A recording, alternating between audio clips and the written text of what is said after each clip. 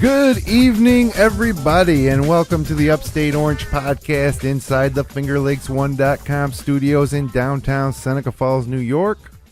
It's Sunday, December 23rd, 2013, and tonight we're going to be talking about Syracuse's wins over St. John's and High Point, a look ahead at the Villanova game, some great Syracuse trivia, and much more. Special Sunday night edition. I got to apologize to our viewers and listeners who planned to tune in last Thursday night. I got a little stomach flu Thursday afternoon. Had to cancel it at the last minute. That's why we're back here tonight. I'm Jim Sinacropi, and my co-host Matt Verke was not able to make the rescheduling tonight, so he's not here tonight. But our resident college basketball guru is here via telephone in Cincinnati. Brad Connor. Happy holidays, Brad. How's it going? Hello, Jim. Happy holidays to you. We are just now about 3 days removed, or till Christmas, really only 2 days till Christmas, just 2 shopping days maybe left until Christmas. And it actually worked out kind of good, Brad, that we get to come in here on Sunday night because that High Point game's behind us now. Look ahead to Villanova. We got a little break here over the holidays, and what better way to spend a Sunday night than talking about Syracuse basketball? Agreed? Absolutely. We can talk about some actual Big East games, which I enjoyed doing for maybe the last time.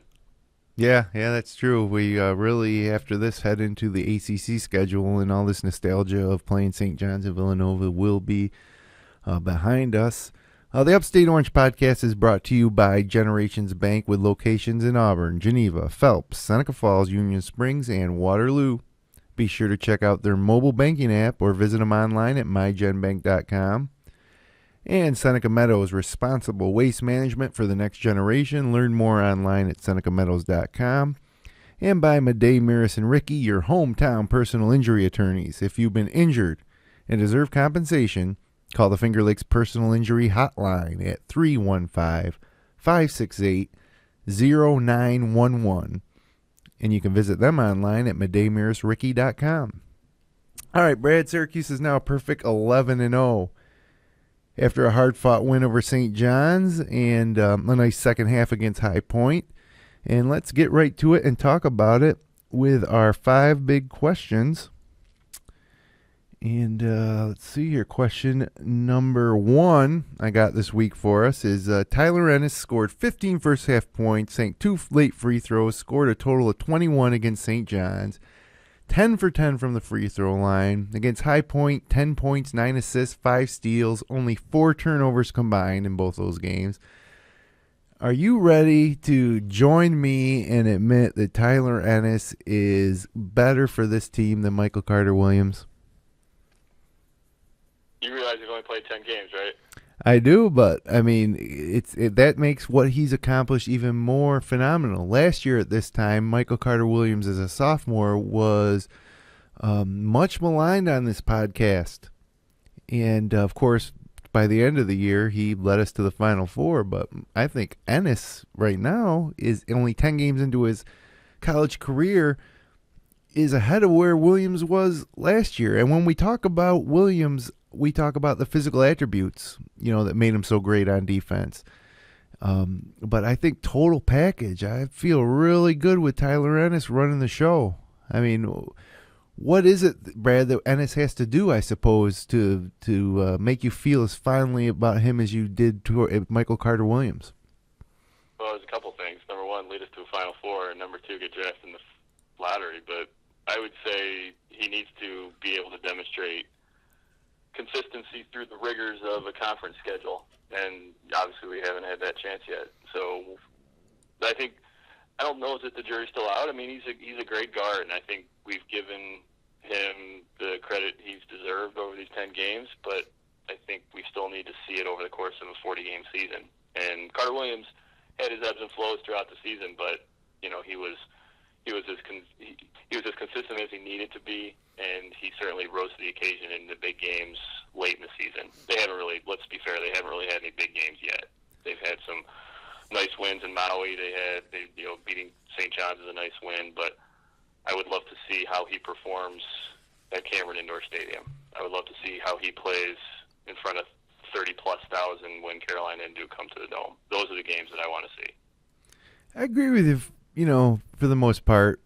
But I think Baylor was a big game. I'm looking at some of the teams we've played this year with Ennis running the point. We beat a 10-2 Minnesota team, and keep in mind one of those losses was Syracuse. So other than that, they're 10-1.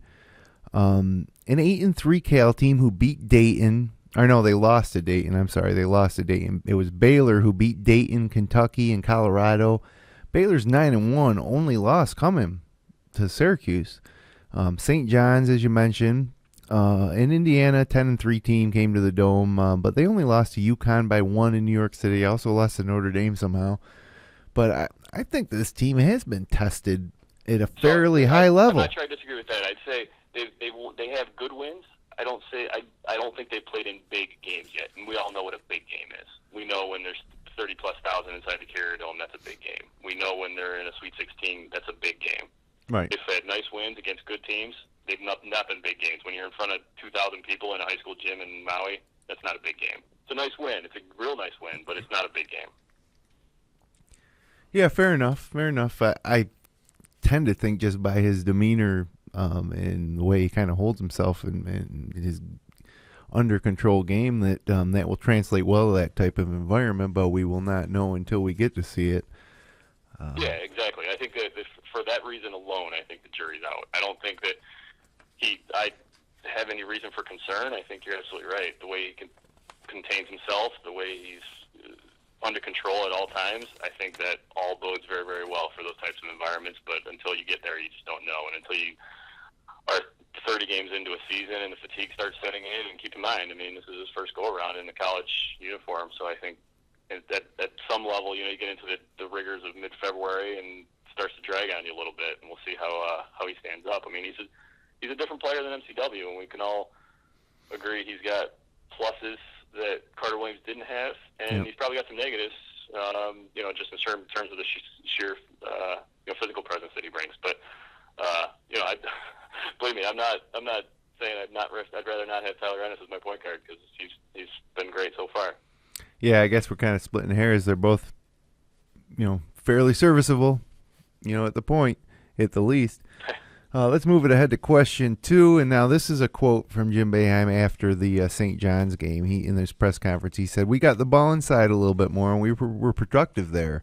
I think going forward, we've got to find a way to get the ball inside and be more productive. I thought Rakeem made a couple really good plays. I thought there were 3 or 4 times when he was open, and we're not used to getting him the ball. We've got to get better at that.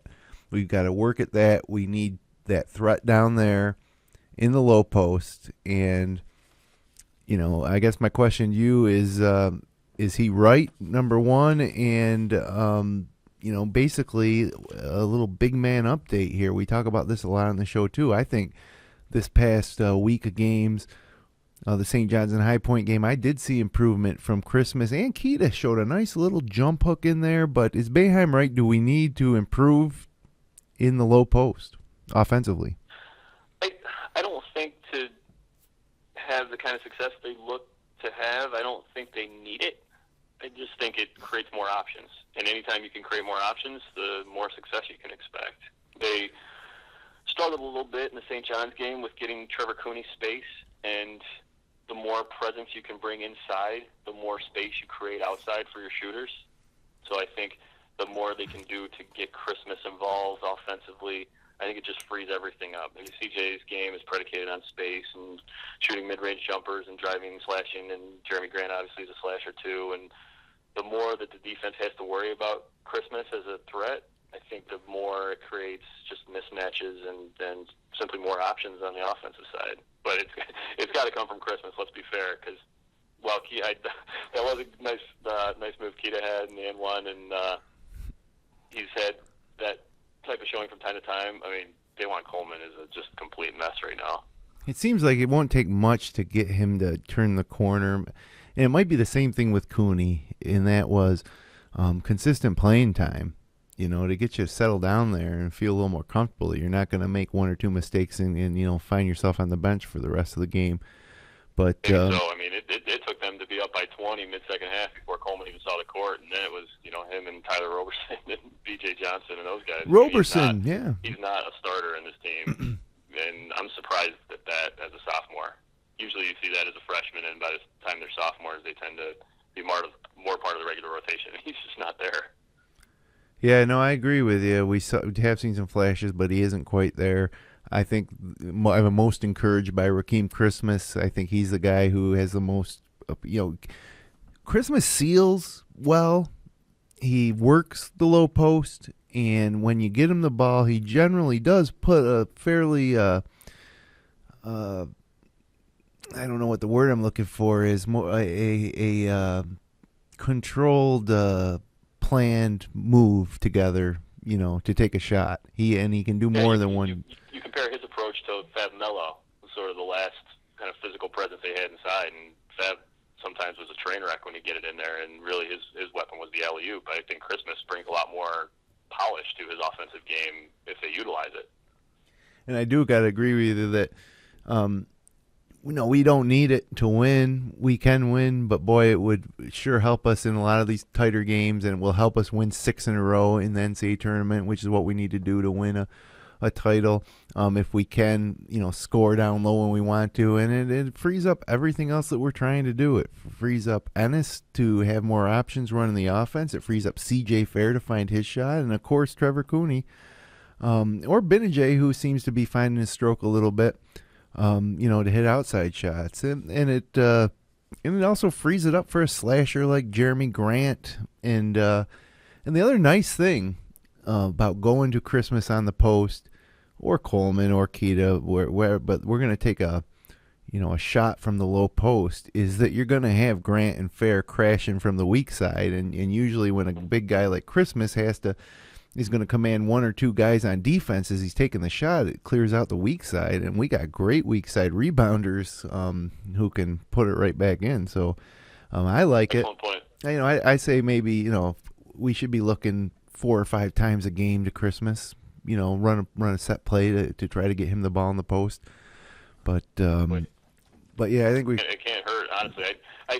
I fear with this team they get a little complacent and shoot a lot of jump shots. We saw that midway through the High Point game when Boeheim had to call timeout because they just Grant would shoot a 3-pointer, and CJ's a capable 3-point shooter, but I'd rather not have him shoot threes if he doesn't have to. And Benajay, I think, threw up a clunky 3-pointer, and I think they tend to rely on that. If you've got a guy on the low block that's working hard and that they really look for, I don't think they rely on the 3-pointer quite as much, and I don't think that's a recipe for success with these guys.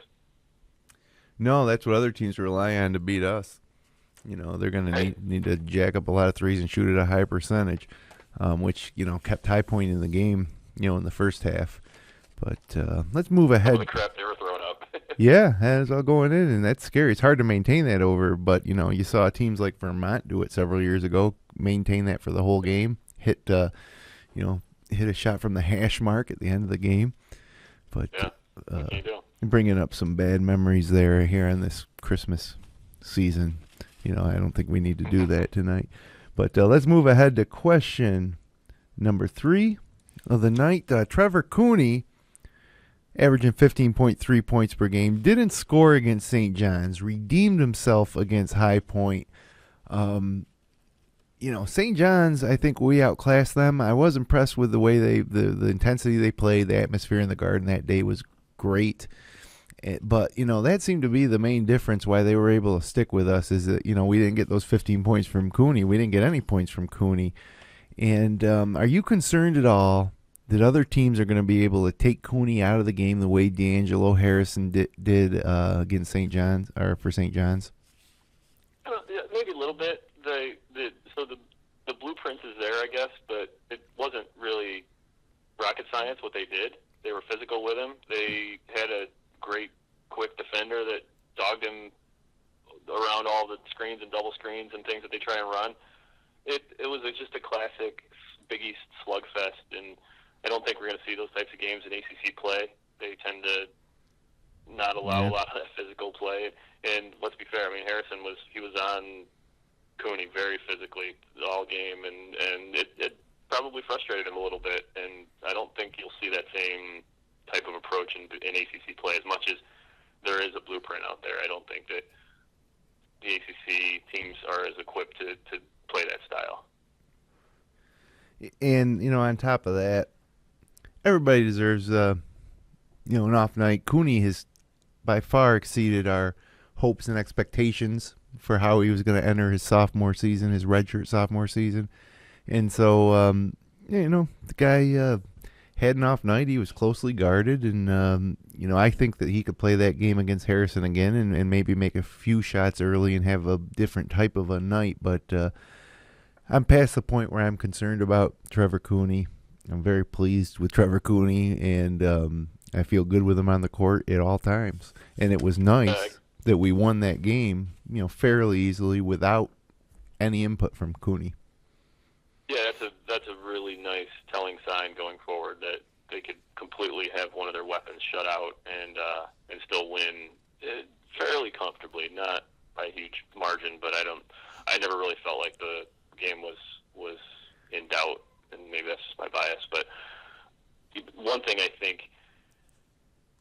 Cooney's been very nice for us, exceeded expectations this season for us. That's one thing that I think for him to take that leap forward to the Jerry McNamara kind of level, he will have to fight through that type of defense. McNamara would generally get hounded that way all the time and still get his 10 to 15 to 20 and squeeze off shots or attack the basket or whatever it was. And that's a good point. I think that's probably, and I think he can get there. I think that just comes with experience and being able to understand what the defense is giving you and work through that a little bit. And it'll take time. I'm not concerned, but it's something that we'll have to see as he grows. Yeah.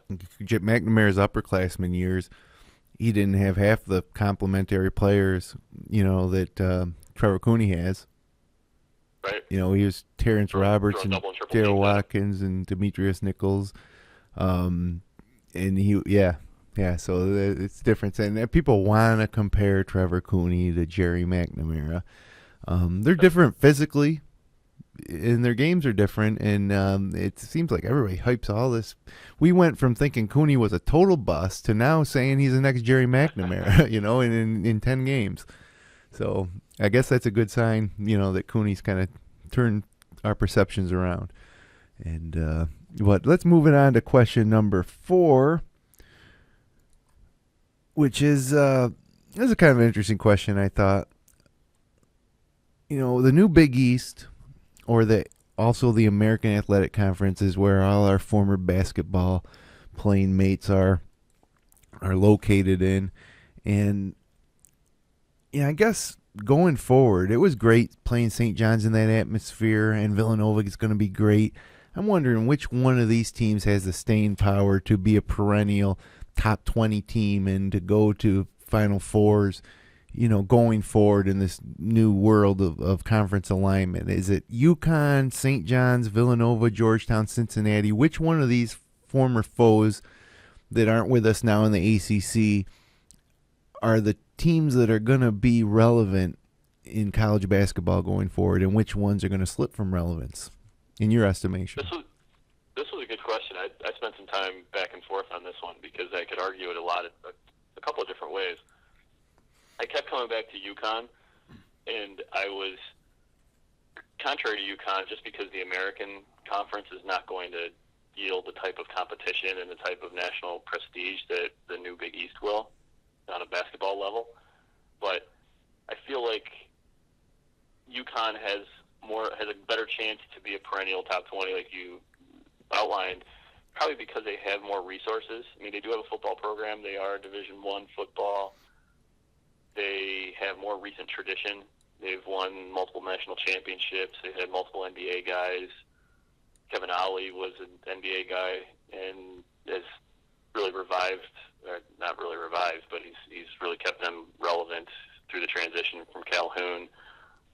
I feel like there's more there than there is. The other side of that was Villanova in my head, because I think that they've got the best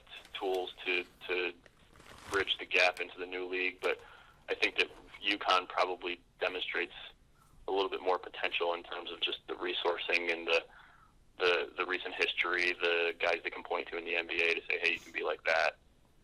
What about the Bearcats in your hometown? Not your hometown, but your current town. It's weird because I talked to a lot of people about them and how they tend to just recruit athletes and not necessarily basketball players or shooters, and they just get guys that can run and jump, and they don't know how to score the ball quite as well. I mean, really, their basketball glory years, Brad, were when they were in the Conference USA with Kenyon Martin years and Bob Huggins. They weren't even in the Big East when they had some of their best in terms of being a dominant program.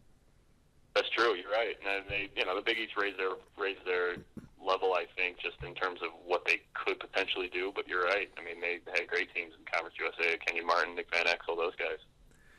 Yeah, I mean, my thoughts are, I think you're going to see a divide. I think you're going to see UConn.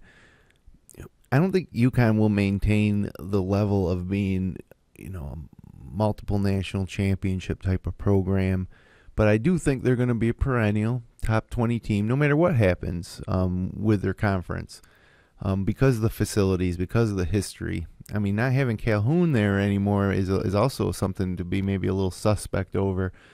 But and I don't know where UConn's going to ultimately end up. I don't think they'll be in the American Athletic Conference 10 years from now. They might be in the ACC. Yeah. And I think they're jealous, the basketball side of UConn, which is their basketball school. I mean, it's a shame that football has hurt them so badly that they can't play in the new Big East, because I think they'd be a great fit there. Yeah, the irony is they had to spend all sorts of money to develop a football program because they felt that was the future, and it ended up backfiring in terms of how their basketball program is left to deal with the aftermath. And then you got Villanova, the biggest bully in the Philadelphia, group of teams there, St. Joe's and Penn and LaSalle and all those teams. Philadelphia's a basketball town, and Jay Wright's program is, I guess they create a family type of atmosphere there. I think Villanova will continue to have success. They surprised people this year. Nobody expected them to be undefeated and to have beaten Kansas and to be coming to the Dome next week potentially undefeated. I don't know if they play between now and then or not. And then you got the Cincinnatis, the St. John's, the second tier, the Providences, the Seton Halls. I think they're going to drop down a bit, in national prominence. But what about Georgetown? They're in the Big East. They still got that D.C. market. Maryland's even moving to the Big Ten, which is going to – I can't see fans in Washington, D.C., basketball fans being into the Big Ten. So that kind of leaves Georgetown there to fill that niche. But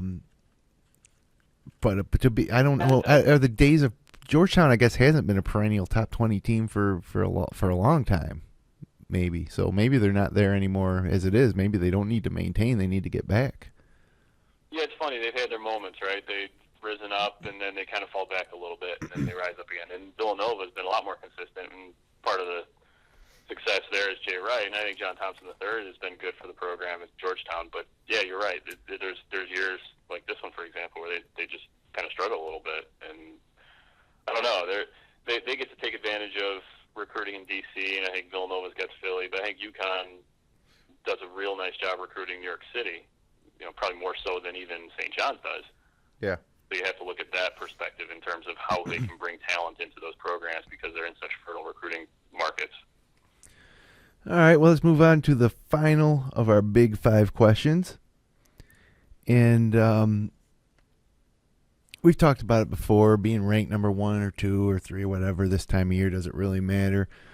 I'm going to argue that it's important this year. And that's the question, is how important is it to get the number 1 seed in the whole tournament this year?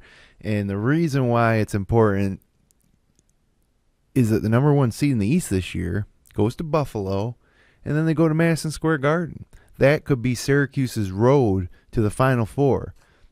To get that, maybe we can get it as a 2 or 3 overall seed, depending on who the other number 1 seed is. But usually that number 1 seed they keep in the most favorable region, and boy, if we get that number 1 seed, that's our draw. Buffalo, MSG. Can you imagine Syracuse and Madison Square Garden in the East Regional to go to the Final Four? I mean, it couldn't be set up any better for us if we can take care of business and get one of those top seeds.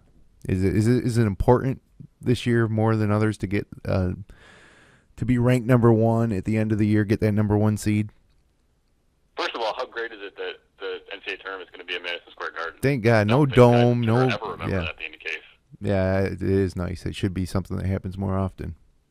I know it, but I think it's a given that Syracuse will play the first 2 rounds in Buffalo. If they're top 10 to 15, because of that pod system, they tend to put the top 4 seeds in their local markets, regardless of who they're playing, because they'll play different regions at a certain site, regardless of what region that particularly is. So I think I would be shocked if Syracuse didn't play in Buffalo the first 3 rounds, even if they weren't a number 1 seed. They could be a 2 or a 3 seed even and play in Buffalo. I think that would work out with the way the pods are set up.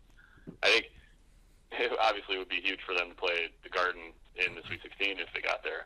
The biggest thing to me, because I looked at this a little bit, when you think of the way they seed the tournament, and they have now come out and said there is a tournament number 1 seed and a tournament number 2 seed and a tournament number 3 seed that all are on a number 1 line. Each of those are going to go to the regional that's closest to where they are. Mm-hmm. The others are in Indianapolis, Anaheim, and Memphis. So you got to think Syracuse, if they're a number 1 or even a 2, are probably battling against those other top, say, 8, 9, 10 teams for whoever's closest in the East Regional to New York City. What I saw when I looked at it, I see the chances of other teams. I see Villanova, I see UConn, potentially I see Duke. Those are the only 3 that I think, if they had a choice of where to put them, would put them at the Garden. So I think if Syracuse is probably in the top 5 or 6, even on the 2 line, I think they go to the Garden still. Yeah, and I guess more analytical than I'm sure you bargained for, but I spent a little time trying to do the math on this one. We like to do the math here on the Upstate Orange podcast. And, and I guess the biggest threat to that would be Duke, because we got to play them head-to-head. And so they could take it from us, even though they've got, 3 losses so far? 3 losses? 2 losses. 2 losses for Duke. And and so they would be, the most obvious threat. But it's also interesting you mentioned UConn. There's a chance they could be 3 or 4 seed in the East, and we end up playing them, or 2 seed in the East even, and we end up playing UConn in the Garden. And you know that CBS and the NCAA loves to set up these potential, dream matchups. But Syracuse-UConn in the Garden in an East Regional, it would obviously be fabulous. We'd see so many, promos of that 6 overtime game or other great battles that we've had with the Huskies and MSG. And, this first year in the ACC sure has a lot of Big East flavor, and that could be another way to, to inject some of that Big East flavor into things. So I think we all get excited thinking if there's a possibility of that matchup. And, things we have a way of working out. But a couple of news items here before we step aside for a 60-second break to hear from our sponsors. We got Villanova, Syracuse, 2 o'clock in the Dome on Saturday on CBS. Then they got Eastern Michigan on ESPNU on New Year's Eve at 3 o'clock. And then January 4th, we got Miami. That game will be an ACC Network game. That's a 2 o'clock game on Saturday, January 4th. That's our ACC opener. Malachi Richardson coming to Syracuse. This kid can shoot, apparently. He's a big guard, which fits our system. And, we got Caleb Joseph coming in. We got Malachi Richardson coming in 2015. Recruiting's been a lot of fun lately. The news coming down the recruiting pipe, huh, Brad? Yeah, it seems like they're on the short list of all the top guys these days, but that wasn't the case 5 years ago. No, yeah, it's a lot of fun. I mean, all these we keep, a lot of times we lose out on guys. We're getting them all now, it seems. I don't know if you heard. They go after.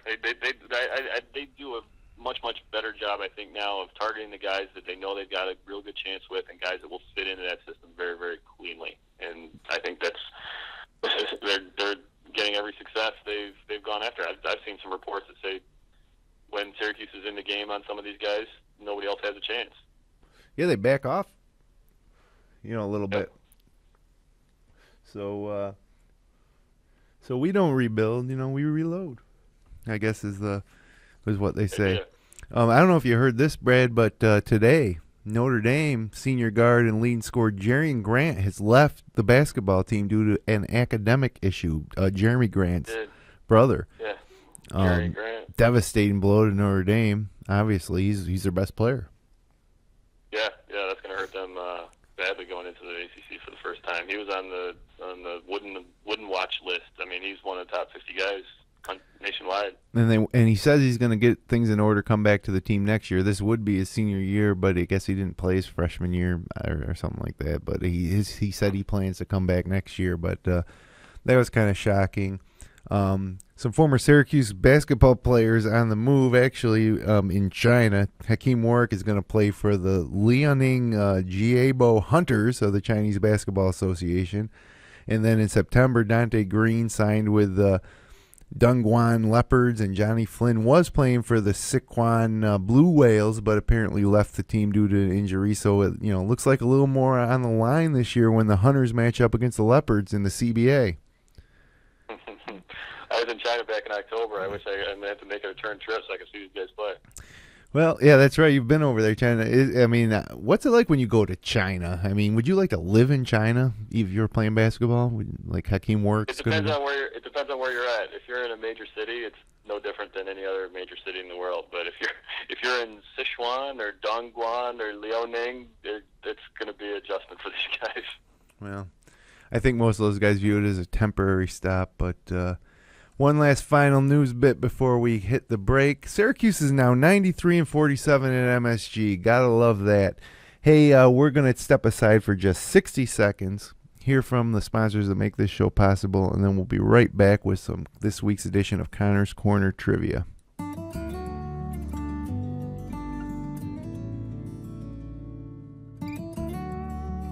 We hold on to the things that really matter. Welcome to Generations Bank. Hi, I'm Jody Torrio. If you're like me, you've got stuff lying around the house that you want to recycle, but you're just not sure how, like broken toasters, vacuum cleaners, or microwaves. At Seneca Meadows, we have a drop-off for those. Bring in anything with a cord, and we'll make sure it's recycled properly through our partnership with 2TRG. It's that easy.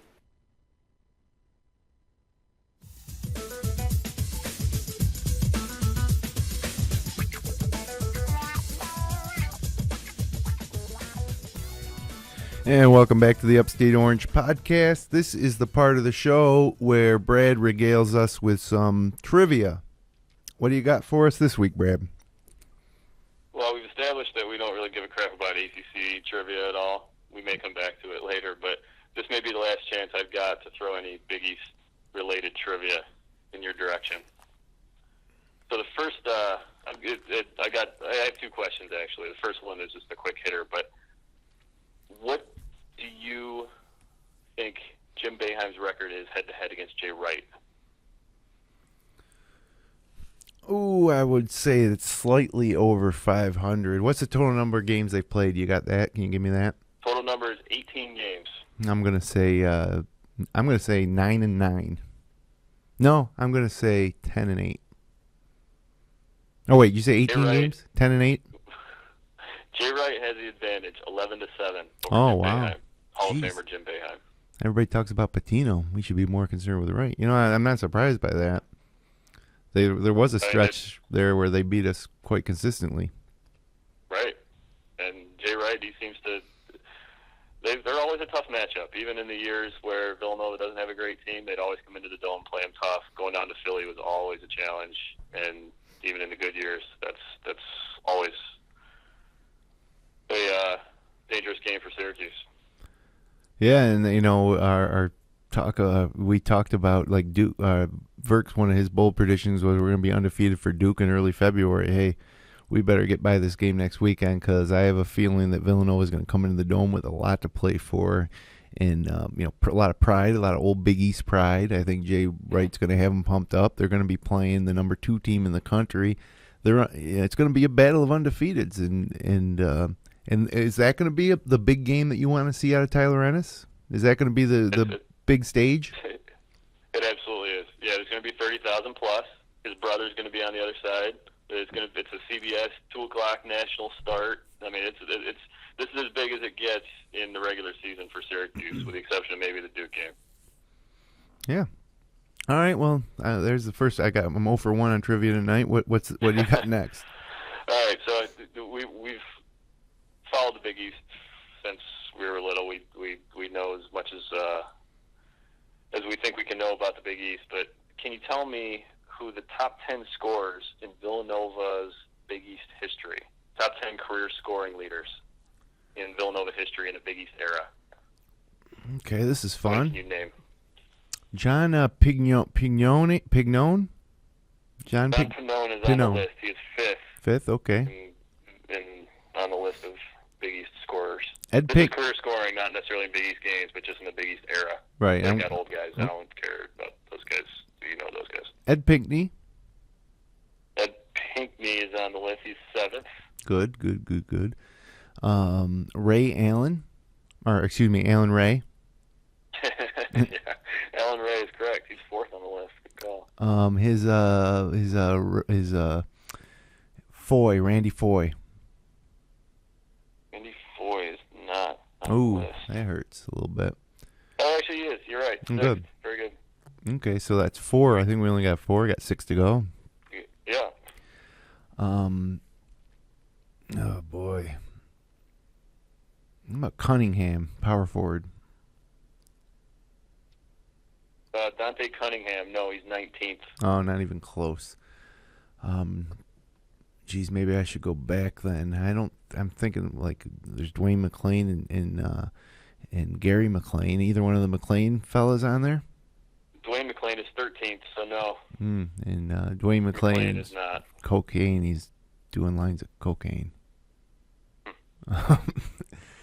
Jeez, okay. Now that things might get tough. I got to think of probably some of the top scorers off of teams that weren't as prolific or as successful as the teams that I picked guys off of so far. And that could be difficult right now, especially without my co-host Matt Verke here to chime in with some help. One of the guys is top 5 career Big East, I think, in the history of the Big East, all teams. Jeez, this is another one where you're going to tell me I'm going to feel like an idiot. Villanova top 5 all-time Big East. It had to be in the going back to the 90s. 90s, yeah. And I'm drawing a blank. Just give me this one, Brad, because I know I'm going to... Tall socks, skinny shooting guard. Oh, geez. Kittles, Kerry Kittles. Kerry Kittles, correct. Thank He's you. number 1. Thanks for the hint. How could I not get that one? So we're halfway home. Who's the guy that hit the big shots when he went to the Final Four? Beat Pitt with a last-second shot in the Elite Eight.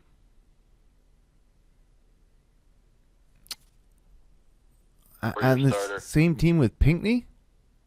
No. When Villanova went to the Final Four in, was it 2009, 2008? Oh, again, Brad, I don't want our listeners to sit here listening to dead air. Give me a little guidance. Scotty Reynolds. Oh, yeah, of course, Scotty Reynolds. Yeah, good one. Scotty Reynolds. There was a player back in the late 80s, not on their Final Four team. Just came right after their Final Four team. Power forward. You'll never guess. Doug West. Oh yeah, of course, good old Doug West. I think he was on. I think they beat us in the first round of the Big East tournament when he was on the team. Probably so. The others you may not guess. Gary Buchanan is 8th on the list. Oh yeah, I remember him. 2003. Corey Fisher, 2011. Sure. And Curtis Sumter from 2007. Yeah, Sumter was tough. 10. Sumter was really good. Yeah. So you think of Villanova history and you think of that 85 championship team. Harold Presley was on that team. He's 11th, just missed that top 10 list. I mentioned Dwayne McClain, he was 13th. And Mark Plansky was on that team. Yeah, Mark Plansky. That team. He's further down the list in the 20s. Harold Jensen was on that list. He was about 28th on this list.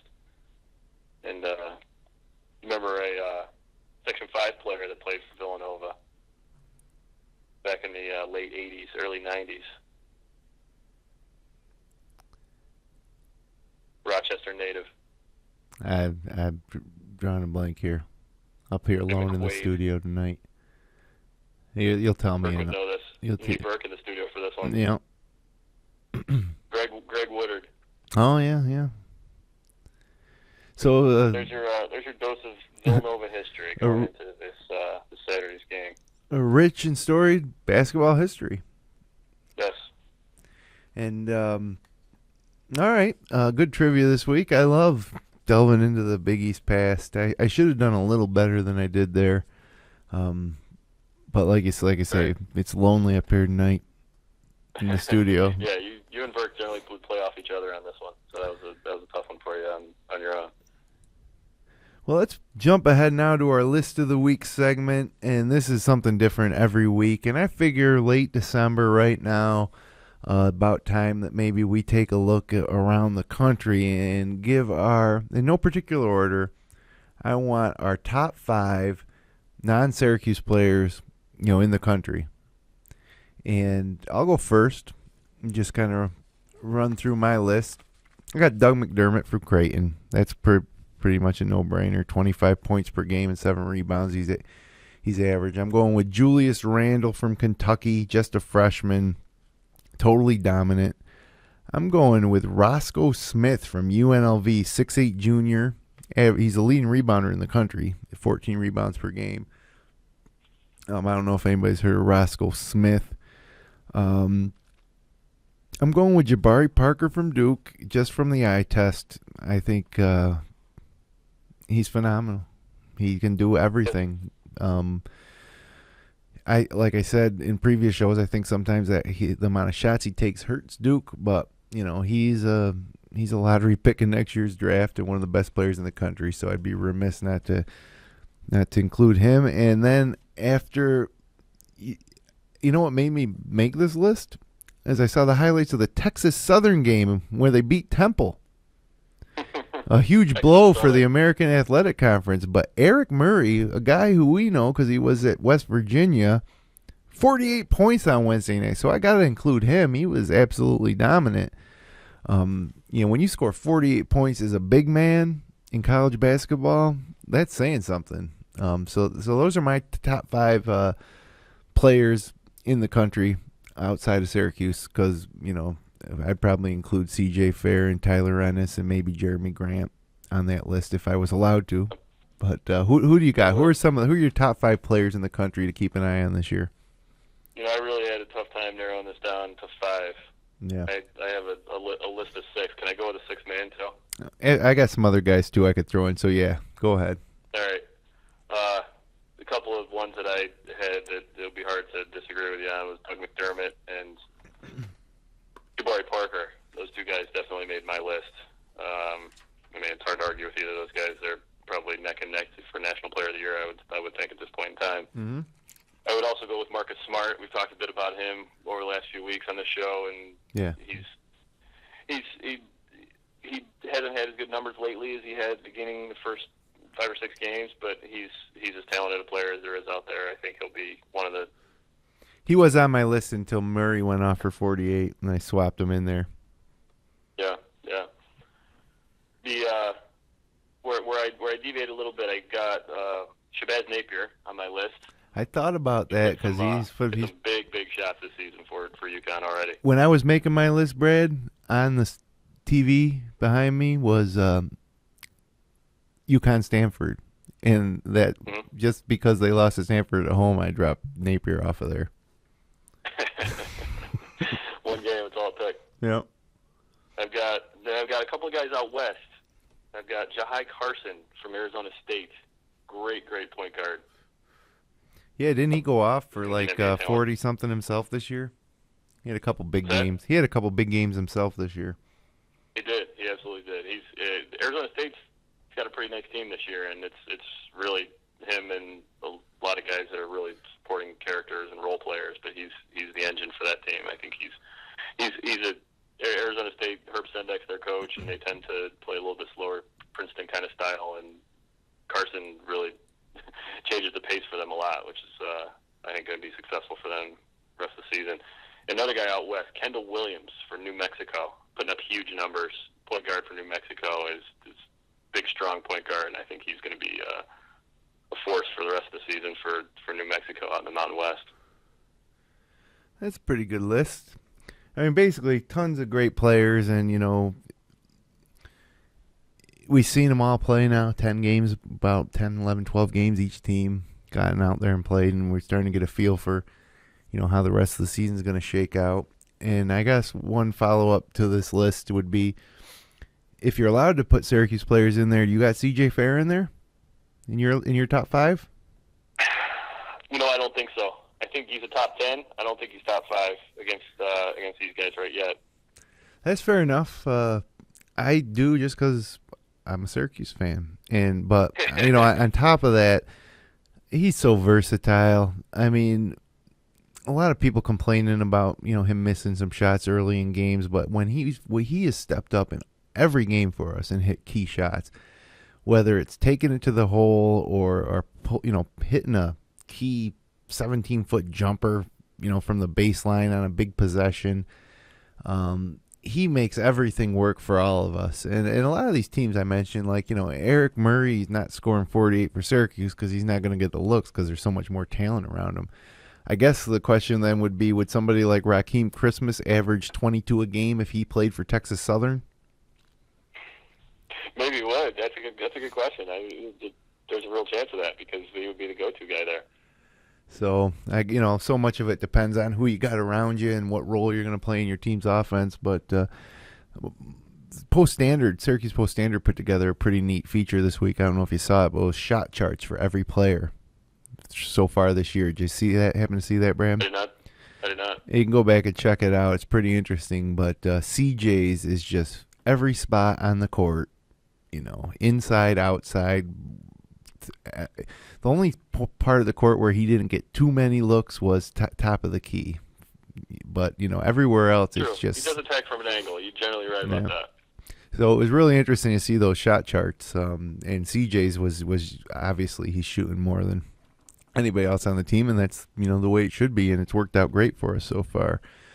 So, yeah, that's the list. Let's move ahead to our power rankings and keep it on, a full country look here. And this is our top 5.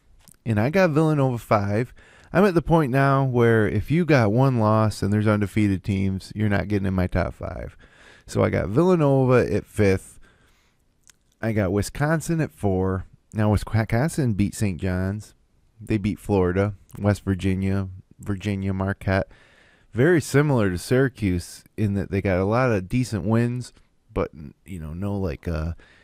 not like Arizona, who went and beat Duke in Madison Square Garden, or Villanova, who beat Kansas, but a lot of quality wins. Ohio State, feel the same way about them. They're undefeated. I got them 3. They won at Marquette, but who hasn't won at Marquette? I don't know if you noticed, but I think they got 5 losses so far. They're not playing very well right now.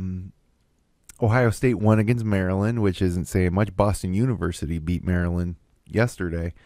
And they won against Notre Dame in the game yesterday that they should have lost, that Notre Dame just gave away. So I got Ohio State at 3 because they continued to win, but a little suspect there, I guess, especially yesterday against Notre Dame. But, one reason that they do win, the same way Syracuse counts on C.J. Fair, Aaron Kraft seems to find a way to, pull out these games at the end, whether it's a key steal or a key shot or getting a call. He gets a lot of calls, that kid. You're absolutely right. And then at 2, I got Arizona, who won at San Diego State, beat Duke in New York City, won at Michigan. Their resume is outstanding. But if they met up against us in our 2-3 zone, we win. That's why I got Syracuse number 1 in my power rankings. How about you, Brad? That's fair. It's hard for me to disagree with what you just said. I've spun it a little bit differently. I've got my number 5. I have Michigan State. So I'm a little bit different with you. I'm not of the position that an undefeated has to go above a one loss, because I think a lot of that at this stage of the season depends on who you've played and where you've played them. And Michigan State, with the exception of the stubbing their toe against Carolina, has been as strong as anybody. And the win against Texas yesterday was impressive. I don't think Ohio State's played anybody good this year so far, to the degree that Michigan State has. So I think I like Michigan State at one loss more than I like Ohio State at undefeated. Okay. Michigan State 5, got Louisville 4, also a one-loss team, also lost North Carolina, but they got a Kentucky. The Louisville Kentucky's after the Syracuse Villanova game on Saturday. I can't wait to sit down and watch both those games, quite honestly. The defending champs, hard to argue with, and they stubbed their toe once, but getting it done otherwise. I've got Syracuse 3. I had them at 3 last week. I'm going to keep them there. Nothing's really happened to change my thinking on that. Number 2, Wisconsin, for the same reasons that you said. A lot of really nice wins. Florida, obviously St. John's, and Virginia in the ACC Big Ten Challenge. Marquette, not as shiny a win as it probably would have been earlier in the year, but running the table and winning games pretty handily. So they're a solid 2 in my mind, and then Arizona at number 1. Yeah, you like Arizona, and I like what I see out of Arizona too, and I like Arizona against any team in the country except Syracuse. And that's probably how I feel about almost everybody that plays us. I just love our system, and it's going to be troublesome for any team. And we've seen it over the past few years and time again, whether it's against Indiana last year, who was the number 1 seed in the tournament. We make them look foolish, in that win. And but hey, that's what we got in it for our power rankings here for the last power rankings of 2013. And as we move closer to conference play, and that also brings us to the next segment, our bold predictions. I thought about the bold predictions segment, Brad, and I was thinking, we really, instead of doing a record of, because we track these and we do our record against our bold predictions, and of course it's inevitably going to be a losing record for everybody because the bold predictions are bold predictions. We're not predicting. By definition, they're bold. Yeah, we're not predicting a Syracuse win over High Point. You don't get credit for that. So I was thinking that maybe what we should do is when we give our bold predictions, offer up as a group a number of points that we'd assign to the boldness of it, and then just do a point total as we compete against our other co-hosts and guests in the studio. So I don't know how you feel about that. I almost feel like we should look back and evaluate in hindsight the boldness of those picks. All right, we got them all tracked. So let's do that starting this week. Let's review last week's bold predictions. I predicted Jeremy Grant would have a career high versus St. John's. He needed 20. He only had 14. So nothing there for me. Brad, you predicted that Syracuse will be number 1 after Arizona lost at Michigan, which was very close, but didn't happen. You had that one. Michigan should have won that game. That was a good pick, but you don't get credit for it. And then Verk predicted that Rakeem Christmas would have more blocks than Chris Obekpa, who's the number 1 shot blocker in the country. And it was close. It was 3-2, but again, so we all came fairly close on our bold predictions. You and Vert coming tantalizingly close, but nothing there for us this week. But so let's move to this week's bold predictions. And I got a bold one here, and that's kind of why I wanted to institute this new point system. My bold prediction is that Eastern Michigan they play Duke before they play Syracuse. We play them on New Year's Eve. And I predict that Eastern Michigan will take either Duke or Syracuse to the last possession. I can't say they'll win because they're going to Cameron, and if that game's close down the stretch, I don't see there's any way, the officials let Eastern Michigan come out of there with a victory. But that is the ultimate donut game for Syracuse on a New Year's Eve after playing Villanova before their ACC opener. And the same kind of holds true for Duke. It's a big donut game, and Eastern Michigan is decent this year. They're fairly good. They got a winning record. I think they're something like 7-4. So that's my bold prediction, Brad. What would you rate the boldness of that prediction on a 1 through 3 scale? 3 being the boldest. Bold, I would say Duke's had some teams take them to the wire at home this year. Mm-hmm. Vermont comes to mind. Right. I'd say probably 2.5. Yeah, and Vermont is a team with I think they're 4-7, something like that. They got a losing record. All right, I'll take that. So that bold prediction is worth 2.5 points, and we'll track that going forward to next week. How about you, Brad? What's your bold prediction? My bold prediction in the Syracuse-Villanova game on Saturday, Dylan Ennis will have more points and assists than his brother Tyler Ennis. Jeez, that's pretty bold. What's his averages? He's about 9.3 assists. Tyler Ennis is about 12.5 assists. So Tyler is better on both counts, but I like the possibility of big brother sticking it to little brother potentially. It's just like the old days in the driveway. I don't like it, but I think there's a possibility of it. All right, Brad. Well, I'll tell you what. I got to give that boldness a 2, a flat out 2. Wow. On a scale of 1 to 3, it's pretty bold, but feasible. Feasible. Yeah. So there you go. There's our bold predictions. We'll have to see how that plays out. And as we come up here on 11:02 p.m. Eastern Standard Time on December 22nd, let's head to our 2 for the Road segment. And the first question I have for you, Brad, before we call it a night and call it a wrap on 2013 and get ready for Christmas. You working this week? I am not working this week. Oh, that's nice. Very nice. Watching a lot of football. I'm working Monday and Friday, maybe a little bit Tuesday morning. But it's funny you mentioned football. I want to know your prediction for the Texas Bowl, Syracuse versus Minnesota. What do you got? I would love to pick Syracuse in this game, but I think Minnesota is a pretty tough team. I think the 8-4. Big Ten. I think the Big Ten is probably top to bottom a better league than the ACC, even though the ACC is probably top heavy with Florida State and Clemson. I think Minnesota's got a little bit more firepower than Syracuse. Unfortunately, I'd say Minnesota 28-24. I thought at first glance I say, yeah, geez, we're a little bit outmatched here in this one.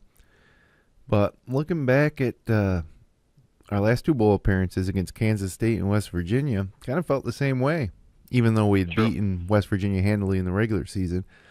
So I'm throwing my faith in Scott Schaefer and the Syracuse football program. I think we win this game. I think it's going to be a higher scoring game. I'm going to give it 34-25. Syracuse wins. Wow. That could be your bold prediction right there. That's bold. Vegas doesn't agree with me. But gotta love the orange and the bowls. Gotta love it. And just happy to be there. So now we've talked about the Villanova game a little bit. We've talked about some great Villanova players of the past. But what's your official prediction on the game in the Dome? I think it'll be close. I think it'll come down to the last minute. I think it will be a relatively high-scoring game, contrary to what a traditional Big East slugfest might look like. I think there will be a lot of back and forth down the court, a lot of athletes on both sides. But I like Syracuse, 81-76. Yeah, I like Syracuse as well. I think it will be high scoring. I agree with you. I think it's gonna be tight. I like about the same 5-point margin, but I really think we don't really pull away and secure it until maybe a minute 30 left when Ennis hits a couple free throws to outscore his brother and invalidate your bold prediction.